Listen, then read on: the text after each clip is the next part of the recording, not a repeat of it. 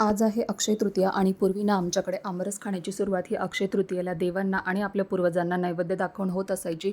पण ह्यावेळेस काय झालं की शॉर्ट व्हिडिओमध्ये तुम्ही बघितलं असेल की माझ्याकडे ना माझा एक भाऊ पहिल्यांदा आला होता. सो त्याच्यासाठी एकदा माझा आमरस बनवून झाला होता आणि आज परत अक्षय तृतीयेसाठी मी आमरस बनवला आहे. त्यासोबत पुरी, बटाट्याची भाजी, दाल राईस आणि तळलेला पापड. सो असा सगळा मेनू होता. मस्त जेवण केलं, दुपारी थोडासा आराम केला आणि आत्ता आम्ही निघालो होतो ज्वेलरी शॉपमध्ये. तुम्ही लास्ट लाँग व्हिडिओमध्ये बघितलं असेल की आम्ही ज्वेलरी शॉपमध्ये आलो होतो आणि मी एक ज्वेलरी एक्सचेंज केली होती. तर त्या दिवशी फक्त त्याची चॉईस केली होती आणि आजच्या शुभमुहूर्तावर मी त्याची डिलिव्हरी घेतली. तर ती ज्वेलरी काय आहे हे मी तुम्हाला आज दाखवणार आहे. सो त्या आहेत इयरिंग्स. तर माझ्या लग्नाच्या ज्या इयरिंग्ज होत्या तर त्या पण ट्रॅडिशनलमध्ये आणि झुमका पॅटर्नमध्येच होत्या.